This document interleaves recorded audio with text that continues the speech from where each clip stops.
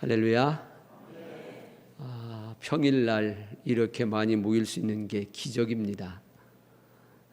주일날도 모이기가 쉽지 않은데 오늘 가브리엘 찬양단 은혜로운 찬양 정말 감사하고요. 이렇게 주 안에서 만나뵙게 돼서 반갑고 감사하고 사랑하고 주의 이름으로 축복합니다. 역사와 전통이 있는 옥천 동성교회에서 또 이렇게 말씀을 전한다는 게 얼마나 큰 영광이고 저는 개인적으로 축복인지 모르겠습니다. 그러나 다른 한편으로는 지난번 부탁을 받고 큰 부담이 있었습니다. 보니까 어제는 신학교 총장님이 말씀을 전하셨고 또 오늘 제 순서인데 사실 조금은 떨리기는 합니다. 그러나 준비한 말씀 우리가 피차 은혜되는 시간이 되기를 바랍니다. 사람은 내가 누구인가라는 정체성이 중요합니다. 왜냐하면 사람은 내가 누구인가라는 정체성에 따라서 살아가기 때문이에요. 만약에 내게 군인이라면 군인다운 삶을 사는 거고, 학생이라면 학생의 본분에 맞는 삶을 사는 거고, 회사원이라면 회사원답게, 사장이면 사장다운 삶을 사는 거죠. 부모라면 부모다운 삶을 사는 거예요. 내가 누구인가 하는 정체성이 정말 중요한데 우리는 성경적으로 볼 때 내가 누구인가라는 정체성을 분명히 가질 필요가 있어요. 먼저는 한번 따라해 보시죠. 나는 하나님의 자녀이다. 할렐루야. 우리는 하나님의 자녀입니다. 그러면 하나님의 자녀다운 삶을 살아야 돼요. 마귀의 자녀다운 삶을 살면 안 되죠. 하나님 자녀다운 삶을 살아야 돼요. 두 번째, 또 한번 따라해 보세요. 나는 성도이다. 성도라는 말은 거룩한 무리라는 말이에요. 거룩한 백성이라는 거예요. 여러분, 우리는 거룩한 백성입니다. 하나님 앞에서 하나님이 그런 백성으로 거룩한 무리로 불러놨어요. 또 하나, 우리는 한번 따라해 보죠. 나는 주님의 신부이다. 맞습니다. 우리는 신부입니다. 신부는 신랑 중심으로 사는 거예요. 우리의 신랑은 예수 그리스도이시잖아요. 신부로서의 정결을 지켜야 되고 가정을 지켜야 되고 본인을 지켜야 되고 정결해야 되고 깨끗해야 되고 지켜야 될 일들이 있어요. 그래서 우리는 성경적으로 볼 때 나는 하나님 자녀요, 나는 하나님 백성이요, 나는 그리스도의 신부라는 이 정체성을 잃어버리면 안 돼요. 어디를 가서든지 이 정체성이 분명하다면 우리는 죄를 지을 수가 없어요. 나쁜 짓을 할 수가 없어요. 그 정체성에 맞은 삶을 살 수밖에 없어요.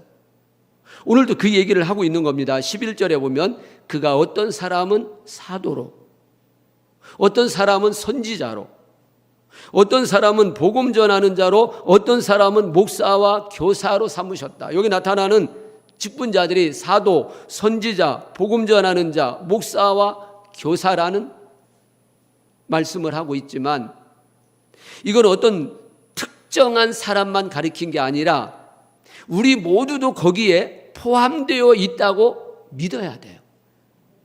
물론 그 직분에 똑같은 직분일 수도 있지만 직분이 없음에도 불구하고 우리는 그 안에 같이 들어져 있는 사람이다. 그러니까 우리는 가장 중요한 것은 우리는 하나님의 부름을 받은 사람이라는 인식을 가져야 돼요. 한번 고백해 보시죠. 나는 하나님의 부름을 받은 사람이다. 할렐루야. 직분만 다를 뿐이지 우리 모두는 다 하나님의 부르심을 받은 사람이에요. 그러면 왜 하나님이 나를 부르셨을까? 하나님이 부르신 목적을 알아야 돼요. 그래야 우리는 그 목적에서 이탈하지 않는 거죠. 목적이 분명해야 우리는 그 목적을 향해서 가는 거 아닙니까? 그러면 하나님이 왜 우리를 부르셨을까?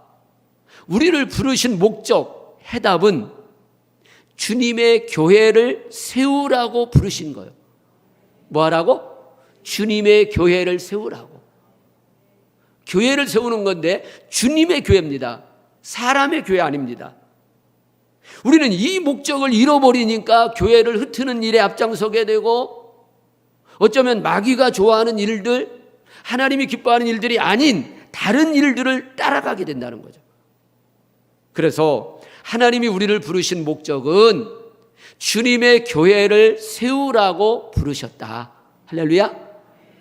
오늘 12절도 말씀하잖아요. 12절 끝부분에 보면 그리스도의 몸을 세우려 하심이라. 여기에 그리스도의 몸은 누구를 이야기하는 겁니까? 교회를 말하는 거예요. 교회. 우리는 에베소서를 오늘 우리가 읽었지만 에베소서는 교회론에 대한 말씀인데요. 쭉 말씀합니다. 예수님이 그리스도의 몸이고 우리는 그 지체다. 그러면서 예수님은 구체적으로 우리의 머리다라는 말씀들을 하셔요. 그래서 우리는 교회라는 말을 보면요, 구약에서는 칼이라고 그랬고 신약에서는 에클레시아라고 말했어요. 이 교회는 건물을 말하는 건 아닙니다. 보이는 건물은 교회당입니다. 예배당입니다. 교회는 믿는 사람들의 모임을 말하는 거예요. 믿는 사람들의 모임을 우리는 에클레시아, 교회라고 말하는 거예요. 우리는 그 교회를 세우라고 부름을 받은 거예요. 그러면 교회는 원래 누가 세웠느냐?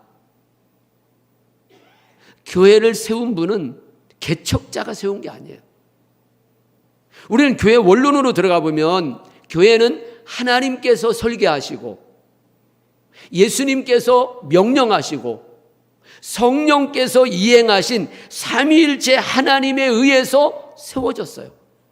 그 교회가 조립식이든 개척교회든 평수가 작든 크든 사람이 세운 게 아니라는 거죠.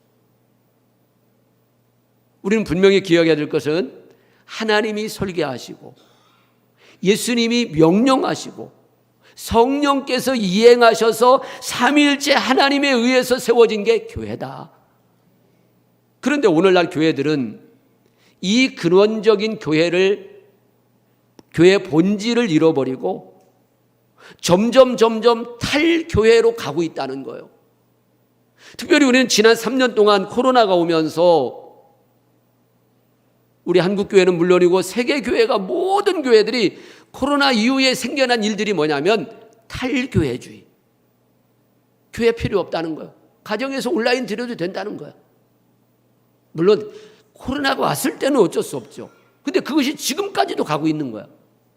또 하나는 코로나가 오면서 또 나쁜 것이 생겨진 게 극단적 이기주의. 국가나 백성들이 그러니까 이게 교회 안에도 다 들어와 있어요. 또 하나는 극단적 개인주의. 이기주의와 개인주의, 이 탈교회주의가 교회 안에 아직도 만연하고 있다는 거예요. 이제 우리는 코로나 엔데믹 시대를 지금 지나가면서 이제는 변해야 됩니다. 어떻게? 교회 중심으로, 공동체 중심으로 모든 것들이 이제는 이기주의와 개인주의와 탈교회주의에서 교회 중심으로 모여야 되고 교회가 회복돼야 되고 교회가 다시 세움운동이 일어나야 돼요. 그래서 우리가 잘 아는 마태복음 16장 18절에 보면 베드로가 신앙고백 마태복음 16장 16절에 한 다음에 예수님이 하시는 말씀이 너는 베드로라. 내가 이 반석 위에 내 교회를 세우리니 음부의 권세가 이기지 못하리라. 신약 성경에서 제일 먼저 교회라는 단어가 나온 데가 거기예요. 그런데 주님이 하신 말씀이 뭐라고 말합니까? 내 교회, 내가. 그러니까 여기 내 교회라는 말은 결국은 예수 그리스도를 말씀하는 거예요. 그러니까 예수 그리스도가 이 반석 위에 내 교회를 세웠다고 말씀하는 겁니다. 그러면 이 반석은 누구냐? 베드로입니까? 아닙니다. 만약에 베드로 위에 교회를 세웠다면 그 교회는 바람 부는 대로 환경에 치우쳐서 맨날 흔들리고 넘어지고 난리 날 겁니다. 왜? 한때 베드로가 예수님이 사탄이라고까지 말하지 않습니까? 만약에 베드로에 세워졌다면 교회가 걷잡을 수 없는 거예요. 그런데 천주교에서는 이 반석을 베드로라고 해석을 합니다. 그래서 여러분 천주교 직제를 보면요, 제일 위에가 누굽니까? 베드로입니다. 베드로가 천국 열쇠 가졌다는 거예요.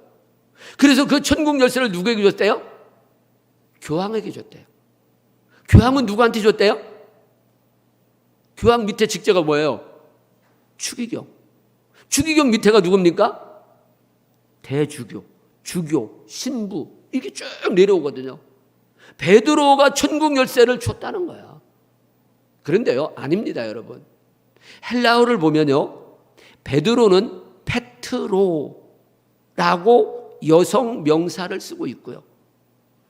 반석이라는 말은 페트라라는 베드로는 남성 명사고요. 페트라는 여성 명사예요. 페트로, 페트라 완전 다르잖아요. 그 베드로 아니라고요. 그러니까 반석은 베드로가 아닙니다. 이 반석에 내 교회를 세운다는 말은 베드로가 고백한 신앙 고백 위에, 더 직접적으로 말한다면 예수 그리스도 위에 교회를 세운다, 그 말이에요. 그러니까 예수님이 교회의 본질이고 교회의 기반입니다. 기초입니다. 여러분, 본질, 기반, 기초가 흔들리기 시작하면 건물은 넘어지는 거예요. 그래서 교회 주인은 누굽니까? 예수님이세요.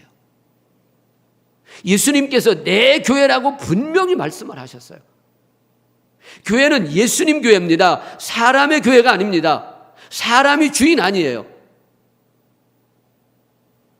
우리 옥천 동성교회도 제가 알기로는 민노아 선교사님이 이렇게 연유가 돼서 시작돼서 교회가 벌써 한 130여 년 됐죠? 130년 됐나요? 어떤 100년 넘은 지가 꽤 됐는데 그런 역사를 가지고 있지만 민노아 선교사님이 교회 주인 아니죠. 그분이 통해서 교회가 세워진 거지. 교회 주인은 주님이세요. 그런데 요즘에 더러 교회를 개척한 사람들이 은퇴할 때를 보면 자기 교회인 줄 알고 착각을 하는 사람들이 있어요. 그래서 교회 분쟁이 일어나고 여러 어려움들을 당하는 일들이 노예 안에도 다른 지역에서도 많이 일어나고 있습니다. 아닙니다. 교회는 사람의 것이 아니라 주님의 교회입니다. 그렇기 때문에 그 교회를 음부의 권세가 이기지 못하리라 그랬어요. 여러분, 만약에 사람이 주인 되는 교회라면 음부의 권세가 뭡니까? 사탄의 권세란 말인데 사탄이 얼마든지 흔들 수 있어요. 주님의 교회이기 때문에 사탄들이 못 건드는 거죠. 음부의 권세가 이기지 못하는 거예요. 여러분, 우리가 부름받은 것은요, 이 주님의 교회를 세우라고 부름받은 거예요. 자, 보세요. 우리가 이제는 주님 앞에 반드시 한번 서게 되잖아요. 서게 되면 우리는 이제 다 구원받죠. 예수 믿었으니까. 그리고 우리는 상급을 받게 되죠. 하나님이 상급을 정할 때 기준이 뭘까? 한번 고민해 보셨어요? 한번 여러분 깊이 한번 생각해 보세요. 기도해 보세요. 하나님께서 상급을 주실 때 뭘 기준해서 줄까? 저는 확신할 수 있는 게요, 우리 주님께서 마지막 상급을 주실 때는 뭐를 보고 주냐? 네가 주님의 교회를 얼만큼 세웠냐? 이 땅에 살아있는 동안에 젊었을 때, 힘 있을 때 주님의 교회를 위해서 얼만큼 세웠느냐? 그거에 따라서 주님은 상 주실 것이라고 저는 분명히 믿습니다. 그래서 우리는 이 땅에 있는 동안에서 힘 있을 때, 여유 있을 때 주님의 교회를 세우는 일을 잘해야 돼요.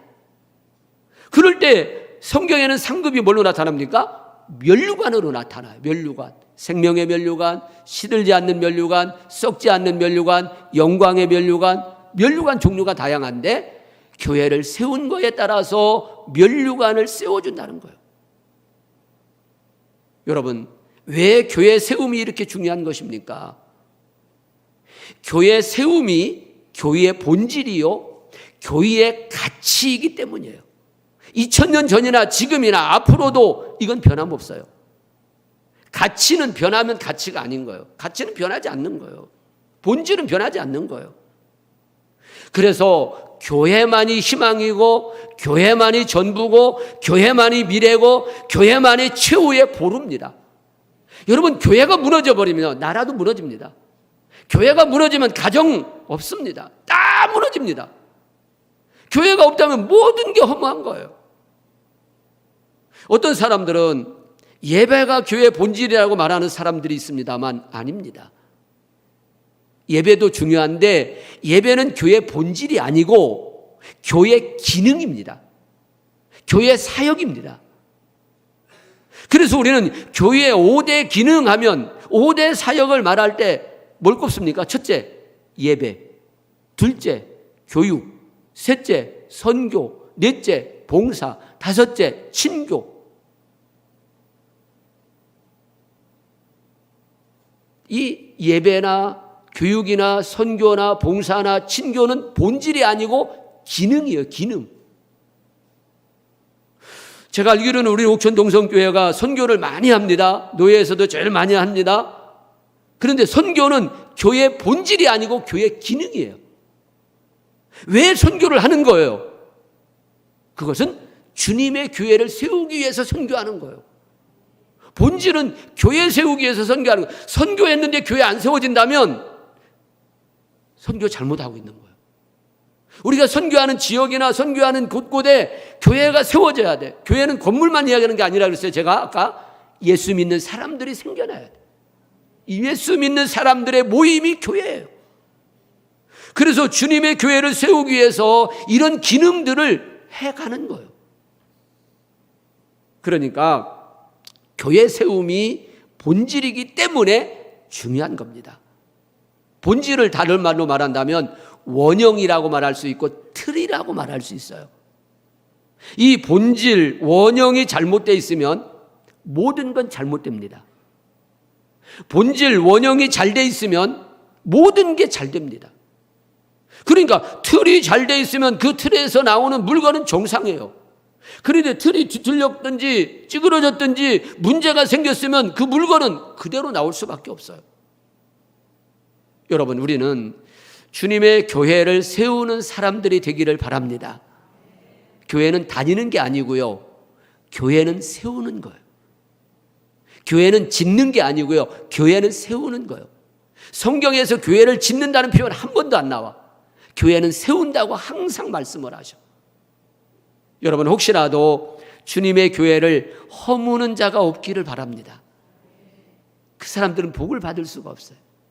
교회는 다 같이 세워가야 돼. 그러면 오늘 본문에서 주님의 교회를 세우기 위해서 우리에게 어떻게 하라고 말씀하는가, 오늘 세 가지를 보는데요. 특별히 12절을 한 번 더 읽겠습니다. 중요한 말씀이니까. 12절, 이는 성도를 온전하게 하여 봉사의 일을 하게 하며 그리스도의 몸을 세우려 하심이라. 할렐루야. 여기 말씀해 보면 첫째는 성도를 온전하게 하라고 하십니다. 성도를 온전하게 하여 그랬어요. 여기에 온전이라는 말은 원어로 보니까 카타르티스몬 그랬어요. 카타르티스몬. 카타르티스몬이라는 말은 원래 있던 제자리로 되돌린다, 그런 말이에요. 원래 있던 자리로 되돌려 가는 걸 카타르티스몬. 이게 바로 의학적인 용어로 쓰일 때는 탈골된 뼈를 제자리에 맞추어 넣는다는 의미예요. 예를 들면 다리가 부러졌어요. 그러면 다리를 어떻게 해야 됩니까? 깁스를 해서 걸을 수 있도록 만들어 놓는 게 카타르티스몬이에요. 그러니까 주님의 교회를 세우는 사람들은 혹시 잘못된 길로 가는 성도가 있다면 바른 길로 가도록 하는 것이 카타르티스몬, 온전하게 하는 일입니다.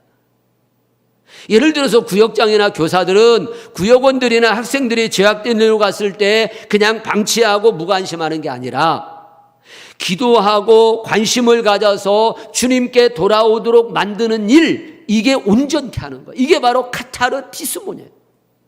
그러니까 예배드리지 못하는 자를 예배드리게 하는 것이 카타르티스몬. 기도하지 못하는 사람을 기도할 수 있도록 만드는 게 카타르티스몬. 봉사하지 못하는 자를 봉사할 수 있도록 만들어가는 게 바로 카타르티스몬, 온전하게 하는 거라는 거예요. 그런데 여러분, 하나님께서 우리에게 성경을 주신 목적이 있어요. 우리가 잘 아는 디모데후서 3장 15절 16절에 보면 모든 성경은 하나님의 감동으로 된 것으로 교훈과 책망과 바르게 함과 의로 교육하기에 유익하니, 그리고 17절에 이렇게 말씀하죠. 이는 하나님의 사람으로 온전하게 하며 모든 선한 일을 행할 능력을 갖추게 하려 함이라.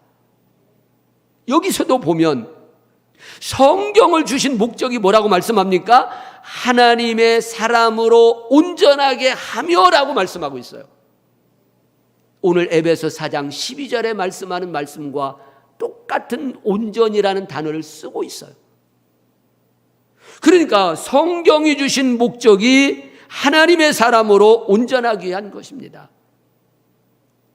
잘 보세요, 여러분. 우리를 부르신 목적도, 우리가 부름받은 목적도 성도를 온전하게 하는 것이고, 성경을 주신 목적도 하나님의 사람으로 온전하게 만드는 거예요. 그러니까 중요한 사실은 성경을 주신 목적과 우리를 부른 목적이 다르지 않다는 거예요. 동일하다는 거예요. 그것은 곧 뭡니까? 성도를 온전하게 하는 일입니다. 성도를 온전하게 하는 방법이 뭘까? 저는 지금까지 제가 목회하면서 깨달은 것은 성도를 온전하게 만드는 일은 훈련을 통해서 가능하다고 보는 거예요. 설교 가지고는 안 되더라고요. 설교는 은혜는 받아, 감동은 받아. 근데 체크도 안 되고 피드백도 안 되고 어떻게 사는지 몰라. 근데 훈련을 해보면 다 보여요. 여러분, 청년들 보세요. 그렇게 막 날뛰던 청년들이 군대 딱 들어가가지고 사조 기분 훈련만 딱 받으면 그때는 불효자식 될 사람 하나도 없어. 딱 첫 면에 가봐. 얼마나 씩씩하고 멋집니까? 거수경례 할 때 보세요. 못할 게 없죠. 근데 가면서 또 게을러지죠. 병장돼서 제대 올 땐 또 돌아왔죠. 근데 어쨌든 사주 훈련만 받으면 완전히 변화돼. 여러분, 새가족도 등록해가지고 훈련을 받으면서 새 사람으로 변화되지 않습니까?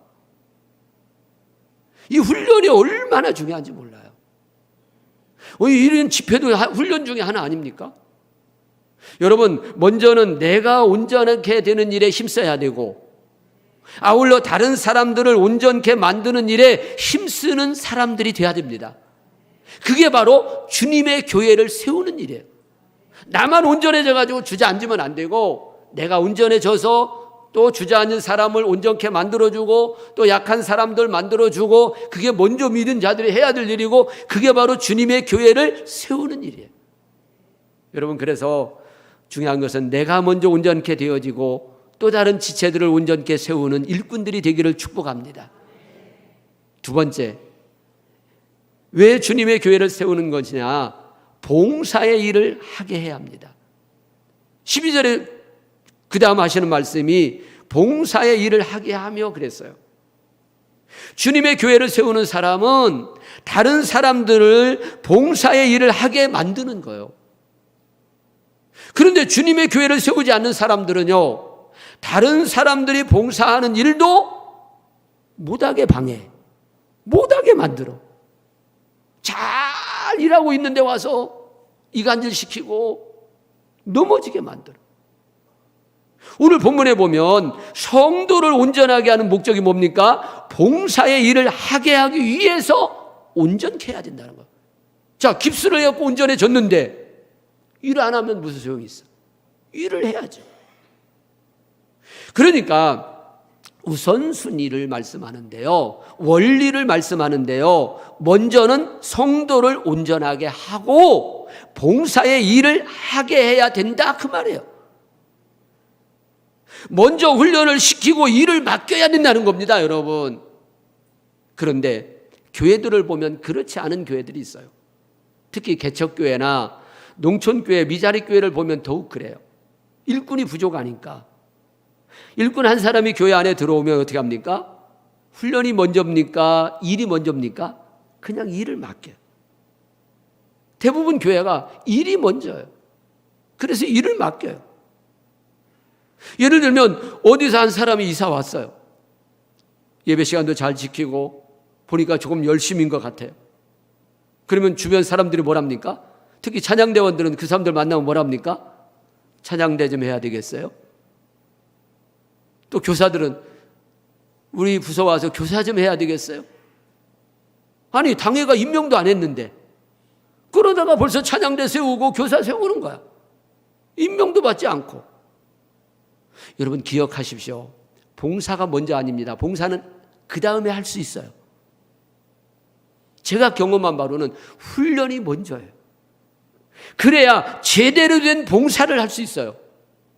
그렇지 않으면 제대로 봉사할 줄도 모르고 봉사를 하다가도 원망하고 불평하고 나중에는 심지어 시험이 들어서 넘어져 버려. 그러니까 왜 봉사해야 되는지, 봉사는 어떻게 해야 되는지 이런 걸 훈련받고 봉사를 해야 이렇게 어려움 당할 때는 이렇게 이겨내는 거야, 이렇게 견뎌내는 거야, 이런 것들을 배워야 되는데 안 배우다 보니까 일하다 보면 시험을 당할 때가 있잖아요. 서운할 때도 있잖아요. 못 이겨내는 거예요. 제가 전도사 때요, 그때만 해도 뭐 교통수단이 별로 안 좋았으니까 경운기다 싣고 댕기고 자전거다 싣고 댕겨가지고 수련회 갔어요. 아침에 봉사팀들이 얼굴이 정상이 아니에요. 보니까 둘이 싸웠어요. 봉사하는 팀끼리. 왜 싸웠냐 했더니 콩나물 가지고 콩나물 끓이자 무치자. 아니 무치면 어떻고 끓이면 어때? 무치기도 하고 끓이기도 하면 되잖아. 그것 때문에. 근데 그분들이 너무 힘드니까 그래서 제가 이건 아니구나. 그래서 그분들을 더 일찍 깨웠어요. 깨워서 우리 잠깐 경건해 합시다. 잠깐 말씀 한 절 읽고 기도해 주고 그리고 나서 봉사하십시오. 그랬더니 은혜롭게 봉사가 되는 거예요. 기도를 안 하니까 은혜가 없으니까 또 시험이 드는구나. 그때 제가 체득한 거예요. 여러분 우리는 봉사하기 전에 먼저 할 일이 기도해야 돼. 기도해야 돼. 그래서 저희 교회는 헌금 개수하기 전에 1월 첫 주에는 제가 가서 기도하고 헌금 개봉해서 개수하고 다른 때부터는 이제 그 다음부터는 그 개수위원들이 돌아가면서 한 사람이 기도하고 개수하고 주방팀들도 한 분이 기도하고 주방일 시작하고 아니 이렇게 안 되니까 이게 은혜가 없으니까 기도를 안 하니까 꼭 거기에 원망하고 불평하고 이 사탄이 틈을 타더라고. 맞아요 여러분. 훈련이 먼저입니다. 훈련을 한 다음에 일을 맡겨서 일을 해갈 때 정상적인 일을 할 수 있다. 오늘 그 말씀을 여기서 하고 있는 거예요. 그래서 성도를 온전하게 하고 봉사의 일을 하게 하라는 거예요. 그런데 베드로전서 4장 10절에 보면요, 각각 은사를 받은 대로 하나님의 여러 가지 은혜를 맡은 선한 청지기 같이 서로 봉사하라 라고 말씀하고 11절에 가면 만일 누가 말하려면 하나님의 말씀을 하는 것 같이 하고 누가 봉사하려면 하나님이 공급하시는 힘으로 하는 것 같이 하라. 이는 범사에 예수 그리스도로 말미암아 하나님이 영광을 받으시게 하려 함이니 그에게 영광과 권능이 세세에 무궁하도록 있느니라. 여기 보면 봉사할 때는 선한 청지기 같이 봉사하라는 거예요. 선한 청지기는 세번역 성경에 보니까 선한 관리인이라고 되어 있더라고요. 관리인. 내가 주인 아니고 관리하는 사람. 그리고 봉사할 때는 하나님이 공급하시는 힘으로 하는 것 같이 하랍니다. 내 힘으로 하지 말고 내 힘으로 하니까 문제가 생기는 거죠. 하나님이 주시는 힘으로 할 때 하나님이 영광을 받으신대. 여러분 봉사는 서비스입니다. 섬기는 겁니다. 교회의 모든 직분은요 한마디로 통틀으면 섬기는 직분이에요. 여러분 한번 따라해 보세요. 직분은 권력이 아니라 섬김이다. 할렐루야. 여러분 직분 가지고 권력 힘쓰지 마세요. 이건 하나님 앞에 큰일 납니다. 권력이 내가 뭐 가진 겁니까? 하나님이 주신 거잖아. 뭐 하라고? 섬기라고. 섬겨가지고 주님 교회 잘 세우라고. 그런데 어떤 잘못된 사람들은 직분이 무슨 권력인 줄 알고 힘을 씁니다. 아닙니다, 여러분. 직분은 권력이 아니라 섬김이에요. 특별히 먼저 믿은 분들이 먼저 섬겨야 돼요. 행동 직분자들, 장로님, 안수집사님, 권사님들이 먼저 섬겨야 돼. 뿐만 아니라 성도들도 서로 섬겨야 돼. 교회가 서로 섬길 때 그 교회가 건강한 교회고 그 교회가 주님이 원하시는 교회죠. 서로 섬겨야 돼. 여러분, 우리 모두는 주님의 교회를 세우는 일, 특별히 봉사의 일을 하도록 부르셨다는 것을 잊지 마시기를 바랍니다. 직분자는 특별히 봉사해야 돼. 섬겨야 돼요. 그것이 바로 주님의 교회를 세우는 일이에요. 세 번째, 그리스도의 몸을 세우라고 하셨어요. 12절 끝부분에 보면 그리스도의 몸을 세우려 하심이라. 에베소 1장 23절에 보면 교회는 그의 몸이니 만물 안에서 만물을 충만하게 하시는 이의 충만함이니라. 골로새서 1장 18절에 보니까 그는 몸인 교회의 머리시라. 고린도전서 12장 27절에 보니까 너희는 그리스도의 몸이요 지체의 각 부분이라. 이 말씀들을 종합해 보니까 그리스도의 몸은 교회를 말합니다. 그리고 교회의 머리는 예수 그리스도입니다. 우리는 그 몸의 지체들입니다. 그러니까 우리를 부르심은, 지체들을 부르신 것은 주님의 교회를 세우라고 부르셨다. 그래서 우리는 그리스도의 몸, 교회를 세우기 위해서 최선을 다하고 힘쓰는 자들이 되어야 됩니다.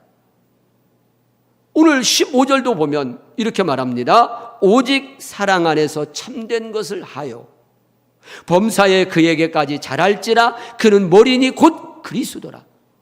머리라는 말은 명령하는 곳이에요. 지체는 손이나 발이나 눈이나 코나 입이나 귀나 모든 것, 이 명령에 따라서 순종해야 돼요.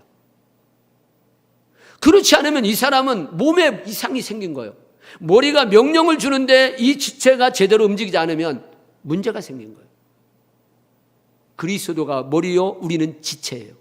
머리 대신 그리스도에게 우리는 순종해야 돼요. 지체는 그거예요. 그러면서 오늘 16절에 보면 지체들은 몸과 어떻게 돼야 된다고 말씀을 합니까? 거기 보면 그래서 그에게서 온몸이 각 마디를 통하여 도움을 받음으로 연결되고 결합돼요. 여기 보면 연결되고 결합돼야 된다는 거예요. 지체는 떨어지면 안 돼요. 연결되고 결합돼야 됩니다. 이걸 우리는 네트워크라고 말합니다. 연결돼야 돼요. 지체들이 서로 떨어지면 죽는 거예요. 우리는 요한복음 15장에 보면 포도나무 비유를 말씀하면서 내가 저 안에 저가 내 안에 서로 안에 있어야 된다. 포도나무는 포도나무와 가지가 단 1mm만도 떨어지면 열매는 못 맺는 겁니다. 말라버리는 거예요. 지체된 우리들이 그래요. 예수님에게서 붙어 있어야 생명이 공급돼서 열매를 맺는 거지, 떨어져 버리면 아무런 역할도 못 합니다. 그래서 우리는 연결되고 결합돼야 돼요. 그래서 원래 교회라는 용어는 커뮤니티라는 말도 쓰는데요. 거기는 다 벌써 연합이라는 말이 들어져 있는 말이에요. 하나라는, 한 몸이라는, 한 공동체라는 말들이 다 포함되어 있는 거예요. 그래서 교회는 한 팀이에요. 한 팀, 원팀이에요.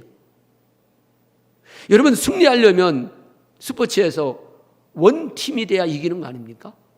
축구 11명이 한 팀이 안 되면 못 이기는 거예요. 개인 기술이 아무리 좋아도 팀워크가 안 되면 이길 수가 없어요. 그래서 우리는 교회를 세우기 위해서 해야 될 것이 뭡니까? 결합되고 연결돼야 돼요. 떨어져 나가면 안 돼요. 또 하나, 여기 말씀해 보면 지체의 분량대로 역사해야 합니다. 지체의 분량대로, 지체대로 역사를 해야 돼요. 이 말은 뭐예요? 자기 역할을 잘 감당해야 돼. 나에게 주신 역할이 있어요. 그 역할을 감당해야 돼요. 그런데 고린도전서 12장, 13장, 14장을 우리는 은사장이라고 말하는데, 은사에 대한 이야기를 하면서 사도 바울은 무슨 얘기를 끌고 오냐면 교회의 덕을 세우라는 표현들을 계속 씁니다. 여러분, 은사는 개인이 받지만 개인의 유익을 위해서 은사 활용하는 게 아닙니다. 하나님께서 은사를 주신 이유는 교회의 덕을 세우기 위해서 은사를 준 거예요. 개인의 영광, 개인의 이름을 나타내기 위해서 은사 준 건 한 번도 없어요. 그래서 교회의 덕을 세우기 위해서 자기의 역할을 감당하라는 거예요. 그래서 우리는 늘 일할 때 이게 교회의 덕인가 아닌가를 늘 생각해야 돼. 그래서 교회의 덕이라면 우리가 내 몸이 힘들어도 어려워도 그 일을 해가는 거예요. 또 말씀합니다. 몸을 자라게 해야 합니다. 몸을 자라게 하려 함이니라. 몸이 자라지 않으면 안 되죠. 몸은 계속 자라나야 됩니다. 태어났으면 나이에 맞게 걸맞게 자라야 돼요. 맞습니다. 우리는 지체들로서 몸과 연결되고 결합되어야 되고 지체의 분량대로 역사해서 몸을 자라게 만들어 가야 돼요. 그 몸이 뭐라 했어요? 교회. 교회가 자꾸 자라가야 돼요. 뭔가 교회가 자라지 않고 멈춰 있다면 뭔가 이거는 문제가 생긴 거예요. 교회는 몸은 자랄 수밖에 없어요. 디모데전서 3장 15절에 보니까요, 이 집은, 교회를 말합니다, 살아계신 하나님의 교회예요. 진리의 기둥과 터니라. 여러분, 우리는요 사람 중심이 아니라 하나님 중심의 교회를 세워야 합니다. 그런데 지금 우리 한국교회가 자꾸 사람 중심의 교회가 되어갑니다. 아닙니다. 우리는 하나님 중심의 교회가 돼야 돼. 사람들이 좀 싫어할지 모르지만 하나님이 기뻐한다면 하나님 중심의 교회를 세워가야 돼. 특히 코로나 엔데믹 시대를 걸어가고 있는 우리가 해야 될 일은 교회 회복과 교회 세움에 대한 절박감과 간절함이 있어야 돼요. 지난 3년 동안 우리는 아무것도 못했잖아요. 하기는 했는데 효율적으로 하지 못했잖아요. 모이기는 모였지만 맘 놓고 모이지 못했고, 맘 놓고 뭐 음료수 한 잔, 뭐 식사 맘 놓고 할 수 없었고, 늘 하지만 부담이 있었고. 그러나 이제 우리는 지금이야말로 이제는 교회 회복과 교회 세움에 대해서 우리가 다시 정신 차리지 않는다면 희망이 없어요. 나라도 마찬가지고. 저는 제 개인적으로는 2030년이 과도기라고 보는 거예요. 2030년까지 교회들이 어떻게 준비하고 갈 거냐? 준비하고 어떻든 기도하고 충만으로 나가고 이렇게 열심히 나가는 교회는 됩니다. 그런데 코로나 핑계 대고 온라인으로 가고 안 모이고 아무것도 안 하면 그 교회 안 됩니다. 안 될 수밖에 없어요. 그래서 우리가 가져야 될 것은 절박감과 간절함을 가져야 돼요. 우리가 이대로 가면 안 되겠다. 정말 절박감과 간절함을 가지고 가면 지금도 되는 거예요. 더더욱 주님이 세우라고 하신 본질적 교회를 우리는 세워가야 되는데, 그래서 우리가 해야 될 일은 한번 따라해 보세요. 연합과 일치와 하나됨의 교회가 돼야 된다. 할렐루야. 연합과 일치와 하나됨의 교회. 이게 에베소 4장 16절에 나오는 말씀을 근거한 말씀이에요. 어떻게 해서는 우리는 연합을 해야 됩니다. 일치해야 됩니다. 하나됨을 이루어가야 됩니다. 그럴 때 이 코로나는 이제는 엔데믹 시대를 이겨내고 미래를 향해서, 다음 세대를 향해서 나갈 수 있는 거예요. 우리는 지금이야말로 주님이 세우라고 하신 이 본질적 교회, 연합과 일치와 하나님을 통해서 주님의 교회를 세우는 일에 힘쓰는 자들이 되기를 바랍니다. 끝으로 주님의 교회를 잘 세우는 사람들이 돼서 우리 모두가 주님 앞에 서는 날, 모두가 다 면류관 받는 자들이 되기를 주님의 이름으로 축복합니다. 한번 옆 사람하고 인사합시다. 우리 면류관 받읍시다. 할렐루야. 다 이제 우리는 그 나라 가서 면류관 받아야 되는데 조건은 뭐라 그랬습니까? 주님의 교회를 얼만큼 세웠느냐, 어떻게 세웠느냐. 근데 여러분, 중요한 것은 내 마음속에 교회가 있느냐는 거예요. 내가 교회인데 내가 지금 교회를 세우고 있느냐. 여러분, 우리는 우리 마음에 교회를 사랑하는 마음이 있어야 되고 교회를 세우려는 의식이 있어야 되고 아까 말씀드린 간절함과 그런 절박감이 있어야 돼요. 그냥 흐르는 대로 그냥 따라가면 되지. 그러면 거기밖에 못 가는 거예요. 그러나 더 한층 절박감과 간절함을 가지고 주님의 교회를 세우고자 열정을 품고 간다면 교회가 세워질 수밖에 없죠. 그리고 그걸 통해서 우리는 주님 앞에서 면류관을 받게 되는 겁니다. 바라옵기는 우리 모든 교회와 성도들이 정말 그런 믿음을 가지고 살면서 주님 앞에 서는 날 면류관 받는 우리 모두가 되기를 주님의 이름으로 축복합니다. 기도하겠습니다. 살아계신 아버지 하나님, 감사합니다.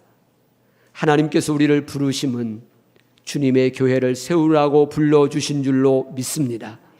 먼저는 성도를 온전하게 하는 일, 봉사하게 하는 일, 그리스도의 몸 교회를 세우는 일에 최선을 다해서 충성된 일꾼이 되어 주님 앞에 서는 날 면류관 받는 자들이 다 되게 하여 주시옵소서. 우리 모두의 마음 가운데 교회가 있게 하시고 교회를 사랑하게 하시고 교회를 세우고자 하는 그 긴 절박감과 간절함을 가지고 나아갈 때 옥천 동성교회가 더 높이, 더 넓이, 더 깊이 세워져서 이 시대에 더 많은 영혼들을 구원하고 하나님께 영광 돌리는 역사가 있게 하여 주시옵소서. 우리를 부르심은 주님의 교회를 세우라고 부르셨다는 것을 기억하고 평생에 주님의 교회를 세우는 일에 최선을 다해가는 우리와 자녀 손들이 되게 하여 주시옵소서. 우리 주 예수 그리스도의 이름으로 간절히 기도드리옵나이다. 아멘.